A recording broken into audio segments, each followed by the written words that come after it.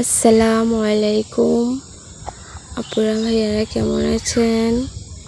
আমিও আল্লাহর রহমতে ভালো আছি। আজকেও চলে আসলাম শাশুড়ি বৌমার ব্লগ নিয়ে। তো এই যে আমাদের জন্য বড় মামুনি নাস্তা রেডি করলো। তো সিফাত আসলেই সিফাতকে এই সেমাইটা মামুনি বেজে দেয়। মামুনি হাতে নাকি সেমাই ভাজা খেতে ওর কাছে খুবই ভালো লাগে। তো তার জন্য সেমাই ভেজে দিল আর নুডলস রান্না করে দিল। তো এই যে আমাদের নাস্তা খাওয়া শেষ। এখন মেজো মামি বলতেছে মাছ ধরে দেওয়ার জন্য। তো এই যে সিফাত মাছ ধরে দিচ্ছে। তো এই পুকুর থেকে মামা বিদেশ যাওয়ার পর কোনো মাছই ধরা হয় নাই। বলতে গেলে এটাতে মাছে পানি সমান সমান এত মাছ। এই যে দেখেন কত মাছ উঠেছে।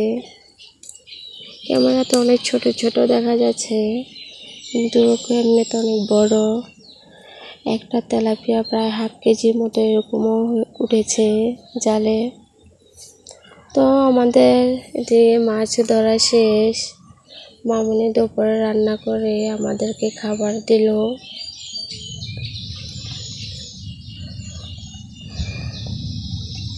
তো আমার ইউটিউব চ্যানেল থেকে নতুন আপু ভাইয়েরা যারা দেখছেন অবশ্যই সাবস্ক্রাইব করে পাশে থাকবেন। আর পুরাতন আপু ভাইয়াদেরকে অসংখ্য ধন্যবাদ। ফেসবুক পেজ থেকে যারা দেখছেন অবশ্যই ফলো করে পাশে থাকবেন।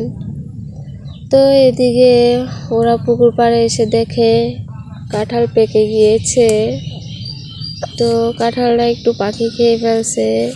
এখন দুই সাইডে দুজন বস্তা ধরে রেখেছে।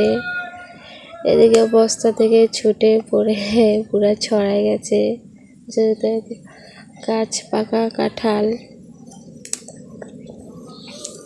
তো এখন সবাই খাবে একসাথে। তো কাঁঠালটা অনেক মিষ্টি ছিল খেতে। এই যে বাচ্চাগুলা দেখছেন, সিফাত আসলে ওর পিছনে থাকে সবগুলা বাচ্চা, ওর পিছন ছাড়ে না। তো এটা হচ্ছে আমার মামার বড় মামার পুকুর পাড়। এই যে আমরা এখানে আসি গরম লাগলে, এখানে অনেক ঠান্ডা। তো কারেন্টটা খুবই ডিস্টার্ব করতেছে আজকে কতদিন ধরে। তার জন্য আমি রাত্রে ভিডিও আপলোড দিতে পারিনি। আজকের ভিডিও পর্যন্ত, আল্লাহ হাফেজ।